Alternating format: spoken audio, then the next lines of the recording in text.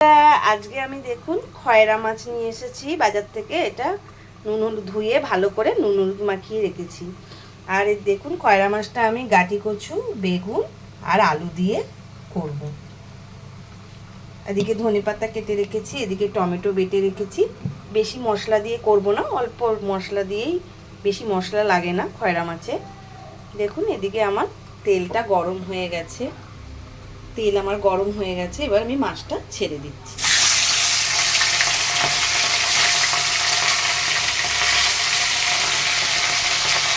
দেখুন মাছটা এক পাশ আমার হয়ে গেছে, আর এক পাশ আমি উল্টে দিচ্ছি।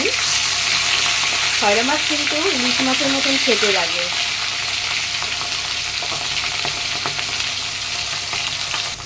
দেখুন মাছ আমার ভাজা হয়ে গেছে, এবার আমি এই মাছটা নামিয়ে দিচ্ছি।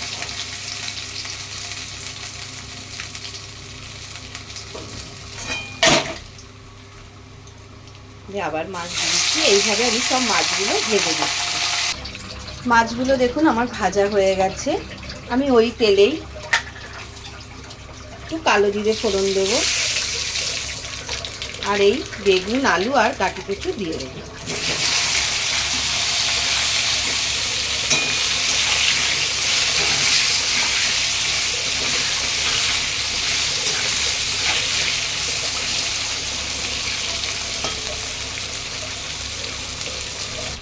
দেখুন এগুলো ভাজা ভাজা হয়ে গেছে। আমি এর মধ্যে সব মশলাগুলো দিয়ে দিচ্ছি। এর মধ্যে দেখুন একটু লঙ্কা গুঁড়ি দিচ্ছি,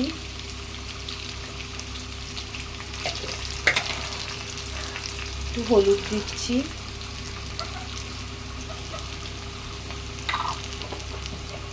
একটু জিরে গুঁড়ো,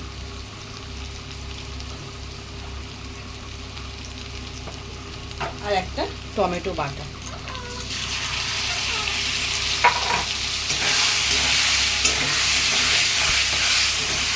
এটা দিয়ে মশলাটা ভালো করে কষাবো।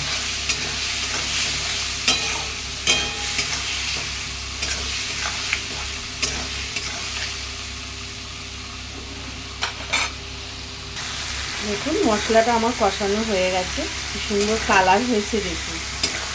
এইবার আমি এর মধ্যে নুন দেবো, যেহেতু বেগুন আছে, বেগুনটা গলে যাবে বলে আমি পরে দিলাম নুনটা।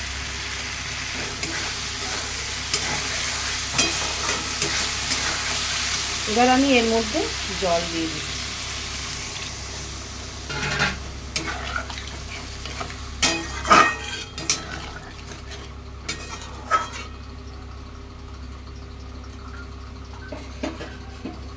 এবার আমি এটা ঢেকে দিচ্ছি যতক্ষণ না ফোটে। ফুটলে মাছগুলো দিয়ে দেবো। দেখুন ঝোলটা আমার ফুটে গেছে, এইবার আমি মাছগুলো সব দিয়ে দেবো।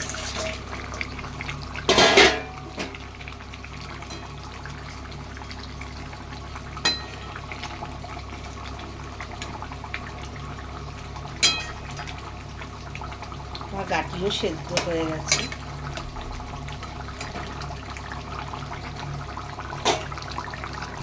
মাছটা আমার হয়ে এসছে, দেখুন মাছগুলো এবার একটু হয়ে গেছে। এবার আমি মাছটা নামিয়ে দেব। নামানোর আগে আমি একটু ধনেপাতা দিয়ে দেব।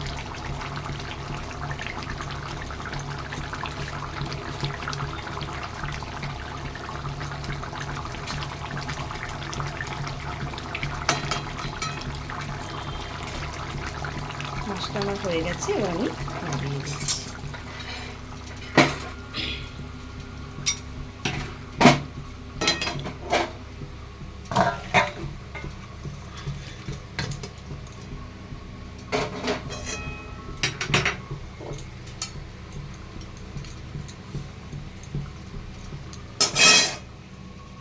দেখুন মাছটা আমার হয়ে গেছে, খয়রা মাছের ঝোল।